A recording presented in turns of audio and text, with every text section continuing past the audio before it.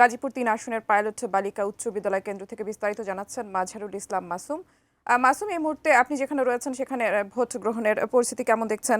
কত শতাংশ ভোট পড়েছে এ পর্যন্ত? টুম্পা, আপনি যেমনটি বলেন যে সকাল 7:30টার থেকে গাজীপুরের 935টি কেন্দ্রে ভোট গ্রহণ শুরু হয়েছে।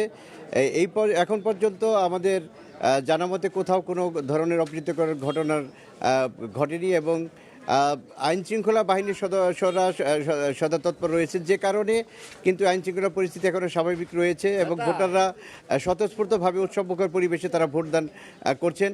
এই গাজীপুরে 5টি আসনে 27,36,000 ভোটার তাদের ভোটাধিকার প্রয়োগ করছেন। এই ভোটারদের আইন শৃঙ্খলা পরিস্থিতি নিয়ন্ত্রণ রাখার জন্য অর্থাৎ তার নিরাপত্তা বিধানের জন্য 18,500 আইন শৃঙ্খলা বাহিনীর সদস্য এই মাঠে কাজ করছেন, যাতে করে কোনো ধরনের অপ্রীতিকর ঘটনা না ঘটে এবং ভোটাররা তারা স্বাভাবিকভাবে এসে ভোট দিতে পারেন। কিছুক্ষণ আগে আমরা রিটার্নিং কর্মকর্তার কাছে কথা বলেছি। তিনি জানিয়েছেন যে কোনো কোনো কেন্দ্রে 35%, কোনো কোনো কেন্দ্রে 41% পর্যন্ত ভোট কাস্ট হয়েছে।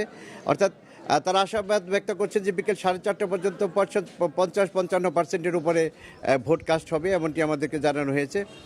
প্রার্থীদের আমরা দেখেছি যে বিভিন্ন কেন্দ্রে তারা পরিদর্শন করছেন এবং তাদের পক্ষ থেকে কোনো ধরনের অভিযোগ পাওয়া যায়নি এবং তারাও বলেছেন যে শান্তিপূর্ণভাবে ভোট গ্রহণ চলছে এবং তাদের কোনো অভিযোগ এই পর্যন্ত রিটার্নিং কর্মকর্তা এবং কারো কাছে তারা জমা দেননি। তবে একটা অভিযোগ আমরা পেয়েছি যে একটি কেন্দ্রে শুধু একজনের ভোট অন্যজনে দিয়ে আপনাকে